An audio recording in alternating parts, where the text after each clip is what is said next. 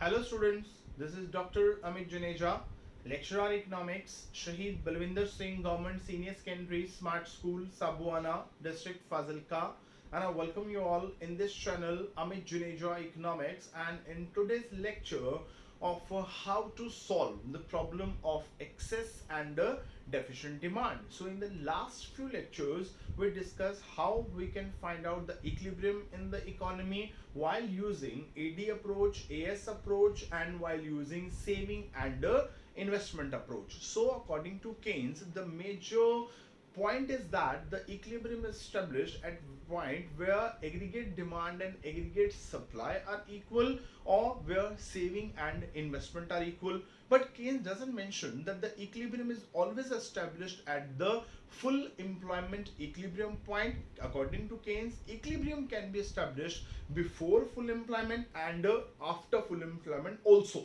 So according to Keynes, if equilibrium is established before full employment, it is called underemployment equilibrium, and if it is established after the full employment level, then it is called over full employment equilibrium. So हमने कैसे उसको किया, पहले उसी की ही बात करते हैं. तो हम एक सिंगल डायग्राम के अंदर जो है ये दोनों सिचुएशंस जो है वो दिखाएंगे, जो हमने अपने लास्ट कुछ लेक्चर्स के अंदर जो है वो डिस्कस की थी. तो उसके अंदर हम क्या करेंगे, जो y axis है, at this y axis we take aggregate demand, and on x axis we take aggregate supply or output or employment or income, whatever you want. So सबसे पहले जो हमारी aggregate supply की curve है, that starts from the point of origin and it will go on a 45-degree angle after reaching the full employment level. तो क्या हो जाएगा, ये parallel to y axis हो जाएगी. So this is our aggregate supply curve, and this F is the full employment level. And according to this we have ON person in our economy जो काम करने वाले हैं. If we want full employment equilibrium level in the economy, then the aggregate demand should be ADF. Okay, but if the actual demand in the economy is this ADU, अब क्या है, अब full employment के लिए चाहिए ADF, but actually economy के अंदर जो डिमांड है वो है ADU.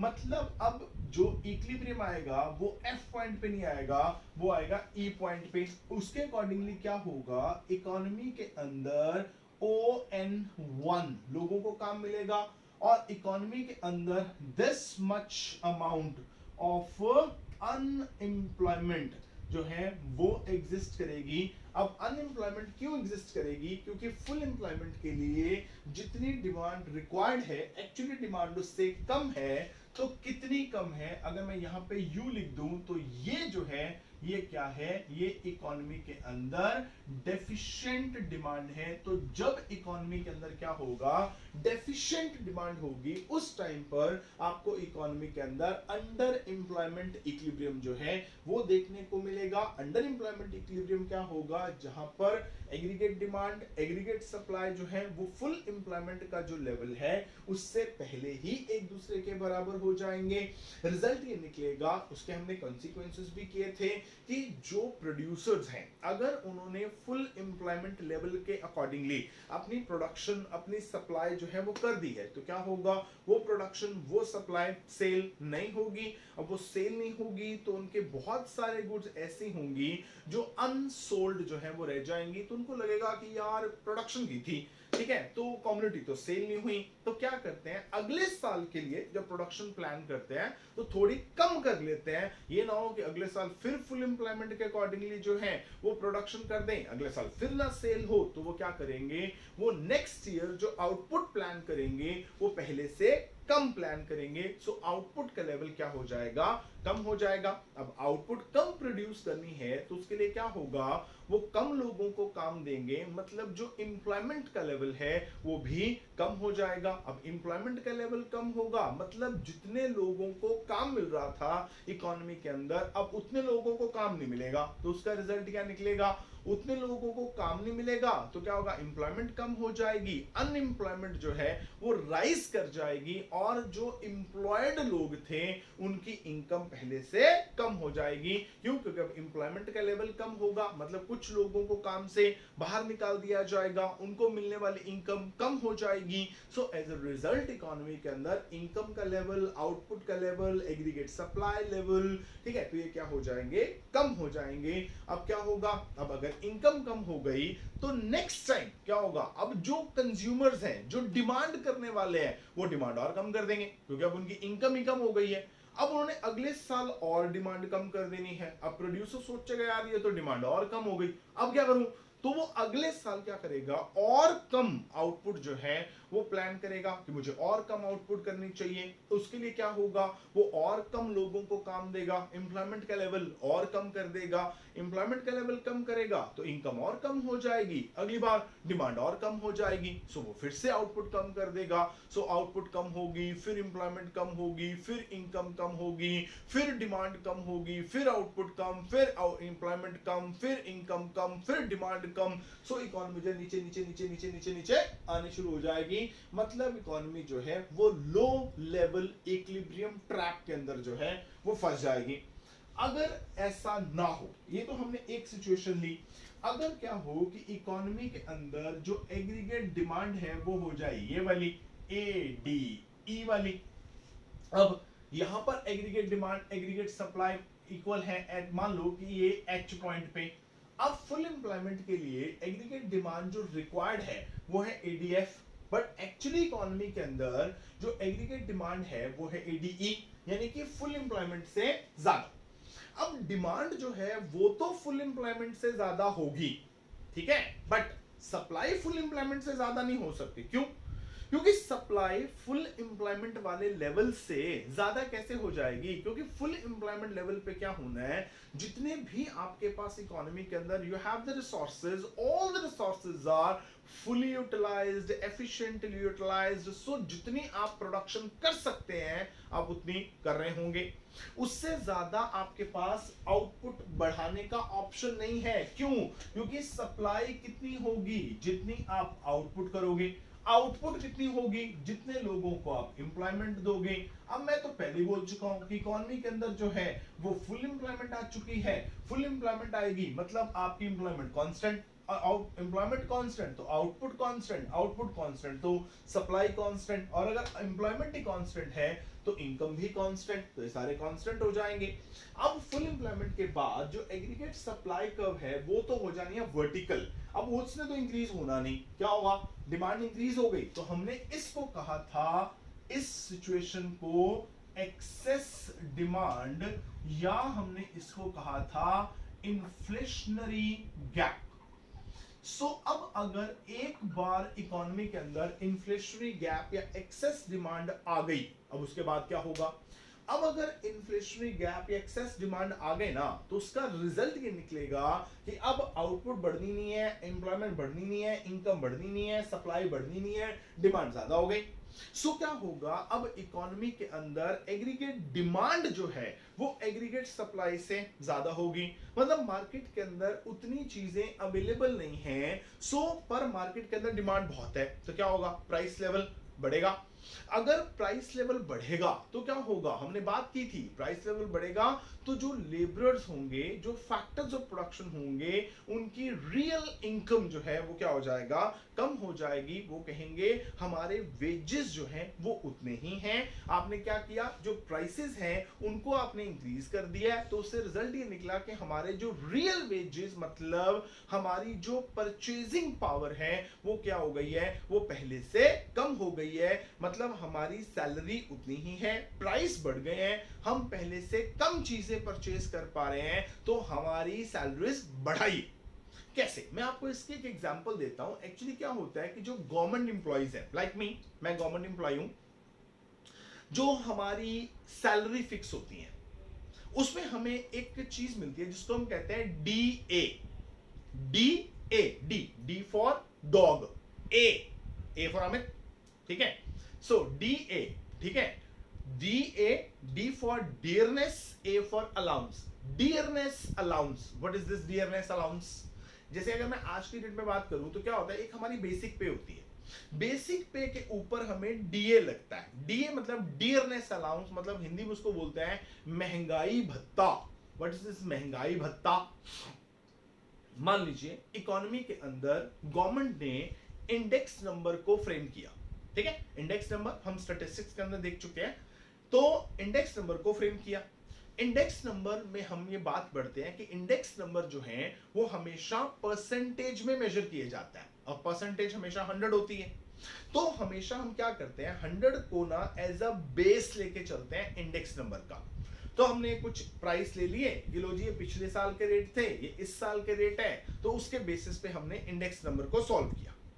अब इंडेक्स नंबर का जो आंसर आता है, हम ये कहते होते हैं कि जितना आंसर 100 से ज्यादा आएगा, ठीक है, एक मैंने पिछले साल के प्राइस ले लिए, एक मैंने इस साल के प्राइस ले लिया, और मैंने दोनों को कंपेयर किया बाय यूजिंग इंडेक्स नंबर।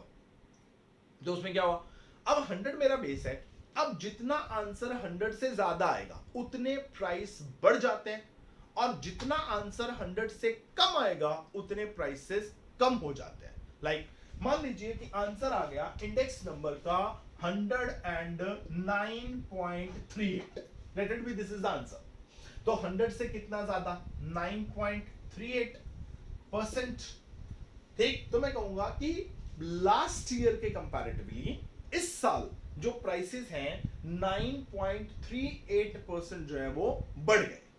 अगर इसका आंसर आ जाता है इंडेक्स नंबर का 95, तो 100 से कितना कम, 5, तो मैं कहूंगा कि अब ये आंसर 5 आ रहा है। सो मैं कहूंगा कि लास्ट ईयर के कंपैरेटिवली दिस ईयर प्राइसेस जो है वो 5% कम हो गए। अब सपोज करो कि गवर्नमेंट ने इंडेक्स नंबर जो है उसको सॉल्व किया, गवर्नमेंट ने अपना खुद का इंडेक्स नंबर बनाया, ठीक है, वो कैसे बनाते हैं वो हम इंडेक्स नंबर के अंदर आप देख चुके होंगे कि उसके अंदर गवर्नमेंट जो है वो 435 कमोडिटीज लेती है एज ए सैंपल, तो उसके बेसिस पे इंडेक्स नंबर निकालती है।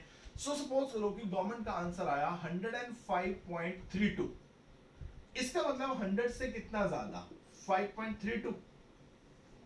अब गवर्नमेंट कहती है कि लो जी पिछले साल के कंपैरेटिवली इस साल जो प्राइसेस हैं इकोनॉमी के अंदर गुड्स एंड सर्विसेज के 5.32% जो है वो बढ़ गए।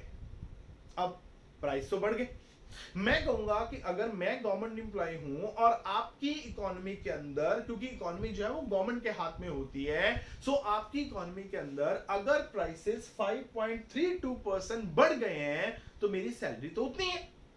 इसका मतलब मैं अपनी सैलरी से जितनी चीजें पहले खरीद रहा था, अब क्योंकि रेट बढ़ गए हैं और मेरी सैलरी उतनी ही है, इसका मतलब क्या होगा कि अब मैं अपनी सैलरी से पहले से कम चीजें खरीद पाऊंगा। तो मैं तो कहूंगा मेरा तो स्टैंडर्ड ऑफ लिविंग डाउन हो गया, क्योंकि मेरा स्टैंडर्ड ऑफ लिविंग इस बात पे डिपेंड नहीं करता कि मेरी सैलरी कितनी है, वो मेरा इस बात पे डिपेंड करता है कि मैं उस सैलरी से कितनी चीजें परचेज कर रहा हूं। सो अगर आपके प्राइस बढ़े हैं तो मेरी परचेजिंग पावर कम हो गई है, मैं पहले से कम चीजें परचेज कर पा रहा हूं, एज अ रिजल्ट मेरा स्टैंडर्ड ऑफ लिविंग डाउन हो रहा है। मेरा स्टैंडर्ड ऑफ लिविंग जो है अगर आप ऊपर नहीं उठा सकते तो कम से कम पिछले वाला बना के दो। मैं गवर्नमेंट को बोलूंगा ये चीज है। अब गवर्नमेंट कहेगी यार बात तो तेरी सही है, तो गवर्नमेंट कहेगी ऐसा करते हैं कि अगर प्राइस 5.32% बढ़े है ना, तो तेरी सैलरी भी 5.32% बढ़ा देते हैं। भी जितने प्राइस बढ़े उतनी तेरी सैलरी बढ़ा देते हैं, तेरे स्टैंडर्ड ऑफ लिविंग को हम पुराने लेवल पे ले आते हैं। मैं कहूंगा बिल्कुल सही है, मुझे कोई प्रॉब्लम नहीं। सो गवर्नमेंट क्या करेगी, मुझे जितनी इकोनॉमी के अंदर इन्फ्लेशन आई होगी उसके हिसाब से मेरी सैलरी बढ़ा देगी, तो उसको बोलेंगे डीए, डियरनेस अलाउंस, मतलब महंगाई भत्ता। भाई जितनी महंगाई बढ़ी उतनी सैलरी बढ़ा दी। अब क्या होगा, अगर इकोनॉमी के अंदर एक्सेस डिमांड आती है तो उससे क्या करके क्या होगा, इन्फ्लेशनरी गैप क्रिएट होगा, इकोनॉमी के अंदर प्राइस बढ़ेंगे। अगर प्राइस बढ़ेंगे तो जो लेबर क्लास होगी वो ये कहेगी कि क्योंकि प्राइस बढ़ गए हैं हमारे वेजेस बढ़ाओ। जैसे मैंने कहा था कि प्राइस बढ़ गए हैं, मेरा स्टैंडर्ड ऑफ लिविंग डाउन हो गया है, तो मेरे तो वेजेस बढ़ाओ। अब क्या हुआ, गवर्नमेंट ने मेरे वेजेस बढ़ा दिए। अगर वेजेस बढ़ जाएंगे तो जो चीजें ऑलरेडी प्रोड्यूस हो रही थी इकोनॉमी के अंदर, उनकी कॉस्ट ऑफ प्रोडक्शन बढ़ जाएगी। जैसे सपोज करो कि पहले एक चीज को बनाने में मान लीजिए कि एक लेबरर था, एक लेबरर लेता था 100 रुपए, उसके बाद जो रेंट दिया जाता था, वो रेंट दिया जाता था मान लो 40 रुपीज का, जो इंटरेस्ट था वो था 20 रुपीज का, और एंटरप्रेन्योर कहता था यार मेरे प्रॉफिट 10 रुपए के। तो इसका मतलब अगर हम इसको टोटल करें तो चीज आएगी 170 की। अब अगर मान लो कि ये जो लेबरर है ये कहता कि ना अब तो रेट बढ़ गए, अब तो इन्फ्लेशन आ गई, मेरे वेजेस बढ़ाओ। वेजेस बढ़ा के अगर मान लो इसने अपने वेजेस 150 करा दिए, रेंट वाला कहता फिर मेरा रेंट भी बढ़ाओ क्योंकि मेरे तो कमाई इसी से होनी है। इसने रेंट बढ़ा के कर दिया 60, इंटरेस्ट वाले ने बढ़ा के कर दिया 30। अगर एंटरप्रेन्योर कहे चल मैं तो प्रॉफिट 10 ही ले लेता हूं यार, मैं अपना प्रॉफिट चेंज नहीं करता चल, तो अब टोटल लगाएं तो कितना बना, अब टोटल बना आपका 250। मतलब जो चीज पहले 170 में सेल हो रही थी अब वही चीज जो है वो 250 में सेल होगी। मतलब अगर कॉस्ट ऑफ प्रोडक्शन बढ़ी तो क्या होगा, प्राइस बढ़ेंगे। मतलब सबसे पहले प्राइस बढ़ा, प्राइस बढ़ने से जो फैक्टर्स ऑफ प्रोडक्शन हैं उन्होंने अपने वेजेस बढ़ा दी, वेजेस बढ़ा दी, उससे कॉस्ट बढ़ गई, कॉस्ट बढ़ गई तो फिर क्या होगा, प्राइस बढ़ जाएंगे। अब लेबरर फिर यही चीज बोलेगा कि लो जी प्राइस बढ़ गए, प्राइस बढ़ गए तो मेरे वेजेस और बढ़ाओ। अब वेजेस फिर से बढ़ जाएंगे, वेजेस फिर से बढ़ जाएंगे तो क्या होगा, फिर से कॉस्ट बढ़ जाएगी, कॉस्ट बढ़ेगी तो फिर से प्राइस बढ़ेंगे। तो इकोनॉमी के अंदर क्या होगा, प्राइसेस बढ़ते बढ़ते बढ़ते बढ़ते बढ़ते जाएंगे। सो मतलब इकोनॉमी फंसेगी वेज प्राइस स्पाइरल के अंदर, ये हम ऑलरेडी डिस्कस कर चुके हैं। इसका मतलब ये हुआ कि इकोनॉमी में अगर एक्सेस डिमांड है तो वेज प्राइस स्पाइरल में फंसेगी इकोनॉमी, और अगर डेफिशिएंट डिमांड है तो लो लेवल इक्विलिब्रियम ट्रैप में फंसेगी। मतलब ना तो इकोनॉमी के लिए एक्सेस डिमांड अच्छी और ना ही डेफिशिएंट डिमांड अच्छी। अगर इकोनॉमी के लिए कोई आइडियलिस्टिक सिचुएशन है तो वो क्या है, वो है फुल एम्प्लॉयमेंट इक्विलिब्रियम लेवल। मतलब जहां पे फुल एम्प्लॉयमेंट पे जाके एग्रीगेट डिमांड एग्रीगेट सप्लाई एक दूसरे के बराबर होंगे, this will be the ideal situation for the economy. इसका मतलब क्या, इसका मतलब ये कि अब ये हमें डिजायर्ड है फुल एम्प्लॉयमेंट लेवल। इसका मतलब ये होगा कि अगर एग्रीगेट डिमांड एक्सेस में है तो हम क्या करेंगे, कुछ ऐसे एफर्ट्स करेंगे, कुछ ऐसी पॉलिसीज अडॉप्ट करेंगे जिससे क्या हो सके, ये जो एक्सेस डिमांड है ये नीचे आ जाए और ये ब्लू कलर वाली लाइन जो है ये ब्लैक बन जाए। मतलब हम इसको नीचे की तरफ खींचने की कोशिश करेंगे, मतलब हम एग्रीगेट डिमांड को कम करने की कोशिश करेंगे क्योंकि वो एक्सेस में। अगर जो एग्रीगेट डिमांड है वो डेफिशिएंट है, अब डेफिशिएंट है तो लो लेवल इक्विलिब्रियम ट्रैप में फंसेंगे। अब क्या होगा, अब हम कोशिश करेंगे यार इसको बढ़ाओ, इसको बढ़ा के फुल एम्प्लॉयमेंट पे लेके जाओ, मतलब हम इसको ऊपर की तरफ लेके जाने की कोशिश करेंगे। मतलब क्या होगा कि इसलिए हमें कुछ ऐसी पॉलिसीज अडॉप्ट करेंगे जिससे क्या हो, इकोनॉमी के अंदर एग्रीगेट डिमांड का लेवल जो है वो राइज हो सके। सो इन्हीं सारी चीजों के बेसिस पर हमारा जो चैप्टर है, अब हम उसके नाम पे आते हैं, क्योंकि हमने कहा था कि देखो कोई भी ऐसे ही चैप्टर शुरू नहीं करना, हर चीज के पीछे कोई ना कोई लॉजिक होते हैं। और इसीलिए हमारे चैप्टर का जो नाम है वो है measures to correct excess and deficient demand. ठीक है, measures to correct excess and deficient demand. यानी अब हमने क्या करना है, इसके अंदर हम ऐसे सारे मेजर्स की बात करेंगे जिनको हम यूज करेंगे इस चीज के लिए, एक्सेस डिमांड की प्रॉब्लम को सॉल्व करने के लिए और डेफिशिएंट डिमांड की प्रॉब्लम को सॉल्व करने के लिए, क्योंकि दोनों ही जो हैं वो अपने आप के अंदर एक प्रॉब्लम है। क्योंकि एक्सेस डिमांड से इन्फ्लेशनरी गैप क्रिएट होगा, डेफिशिएंट डिमांड से low level equilibrium trap create होगा, तो दोनों गलत है।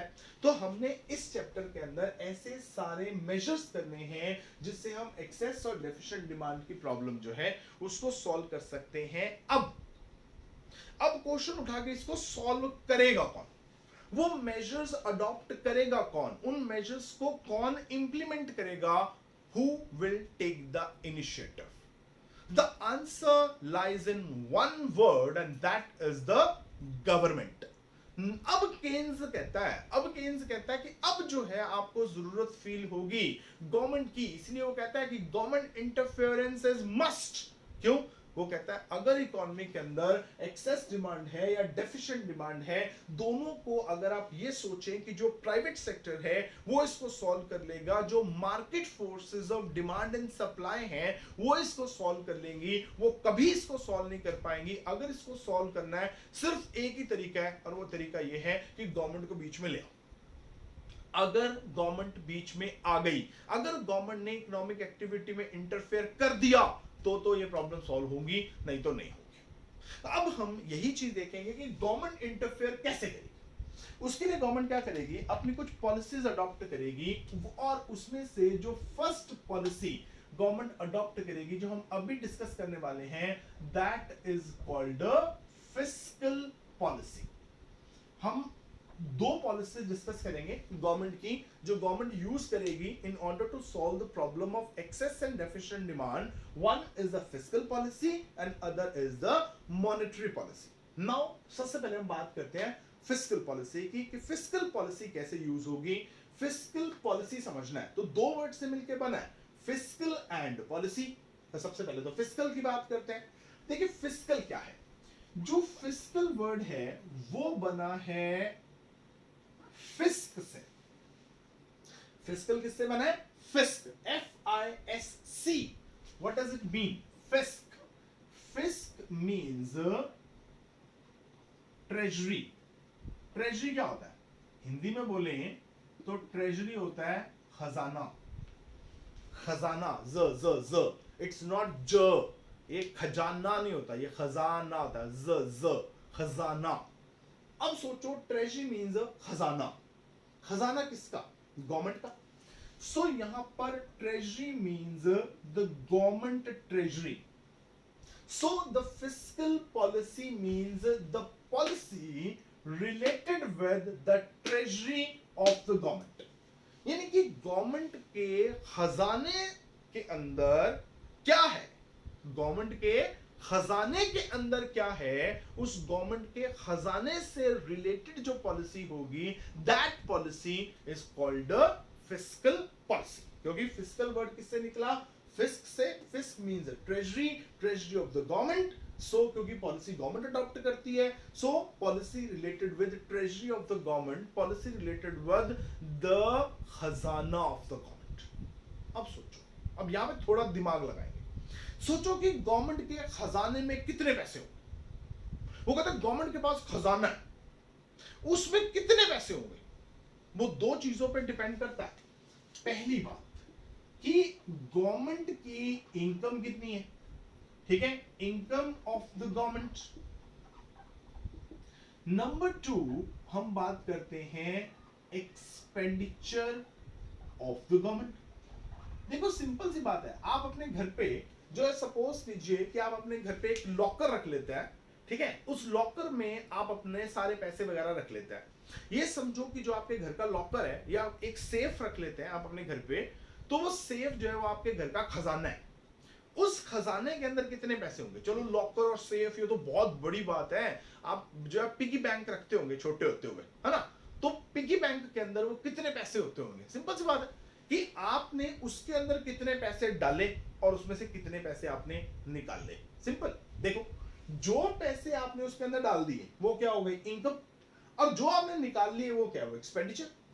सो गवर्नमेंट के खजाने के अंदर कितने पैसे होंगे, ये दो चीजों पर डिपेंड करता है। First it depends upon the income of the government, and second it depends upon the expenditure of the government. अब दोनों को अलग अलग देखते हैं। अब गवर्नमेंट की income, I am repeating my words, government की इनकम जितनी ज्यादा, गवर्नमेंट की इनकम जितनी ज्यादा, गवर्नमेंट के खजाने के अंदर उतने पैसे ज्यादा। भाई जितनी गवर्नमेंट की इनकम ज्यादा होगी तो उतने खजाने के अंदर जो पैसे हैं वो क्या होंगे? वो ज्यादा होंगे। और जितनी गवर्नमेंट की इनकम कम, उतने खजाने में पैसे कम। मतलब जितनी गवर्नमेंट को इनकम कम हुई उतने खजाने में पैसे कम होंगे। अब आ जाओ इस पे, एक्सपेंडिचर पे। गवर्नमेंट का एक्सपेंडिचर जितना ज्यादा उतने गवर्नमेंट के खजाने में पैसे कम, और जितने गवर्नमेंट का एक्सपेंडिचर कम उतने गवर्नमेंट के खजाने में पैसे ज्यादा।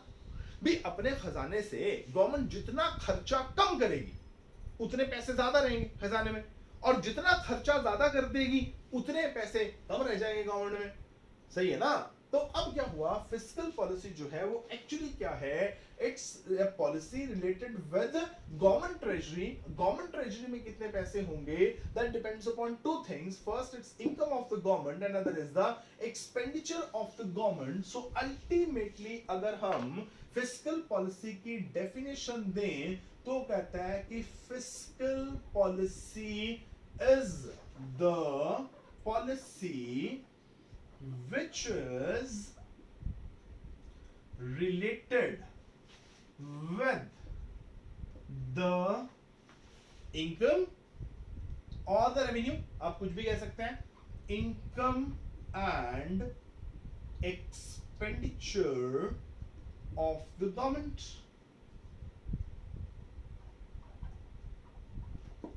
ठीक है? So fiscal policy क्या है? It's a policy which is related with the income and expenditure of the government. मतलब फिस्कल पॉलिसी के अंदर गवर्नमेंट क्या डिसाइड करती है, गवर्नमेंट ये डिसाइड करती है कि हमने एक पॉलिसी बनानी है जिसके अंदर हमने ये डिसाइड करना है कि हम कितनी इनकम अर्न करें। अब गवर्नमेंट कह रही है कि हमने एक ऐसी पॉलिसी बनानी है जिसके अंदर हमने ये डिसाइड करना है कि हमने कितनी इनकम लेनी है। अब सोचो, गवर्नमेंट को इनकम, अब गवर्नमेंट की इनकम कहां से होती है? अब ये मत कहना कि गवर्नमेंट को जो इनकम है ना वो होती है सर जो हम ना गवर्नमेंट को टैक्सेस देते हैं ना उससे। गवर्नमेंट को ना इनकम सिर्फ टैक्सेस से नहीं होती है, गवर्नमेंट को इनकम जो है वो और बहुत तरह से होती है। इसलिए हम गवर्नमेंट की जो इनकम है उसके दो पार्ट्स कर देंगे। फर्स्ट हम बात करेंगे टैक्स सोर्सेस और दूसरा हम बात करेंगे नॉन टैक्स सोर्सेस। देखो, गवर्नमेंट की इनकम दो तरह की है, एक है गवर्नमेंट की इनकम के टैक्स सोर्सेस, मतलब जो हम गवर्नमेंट को टैक्सेस देते हैं, एक होते हैं नॉन टैक्स। नॉन टैक्स मतलब जो टैक्स नहीं है। सपोज मान लो आपने ड्राइविंग लाइसेंस बनवाना है, तो आप गए RTO office, regional transport officer जो भी है उसके ऑफिस में गए, आरटीओ के, आपने बोला कि मुझे ड्राइविंग लाइसेंस बनवाना है। तो कहेगा ड्राइविंग लाइसेंस बनेगा तो उसके लिए आपको एक फॉर्म भरना पड़ेगा, उसके बाद ड्राइविंग लाइसेंस की 500 की फीस है वो आपको डिपॉजिट करानी पड़ेगी, फिर आपका हम ड्राइविंग का वो टेस्ट लेंगे, तो उसके बाद आपका ड्राइविंग लाइसेंस बन जाएगा। अब आपने उस ड्राइविंग लाइसेंस को बनवाने के लिए 500 रुपीज दिए, क्या वो टैक्स है? ना, वो टैक्स थोड़ी है, वो तो फीस है। बात सोचने वाली है। तो आपने मान लो कोई कंपनी चलानी है, उसके लिए आपको गवर्नमेंट से लाइसेंस लेना पड़ा या आपको गवर्नमेंट से परमिट लेना पड़ा, उसके लिए आपको परमिट फीस देनी पड़ी, वो तो फीस है।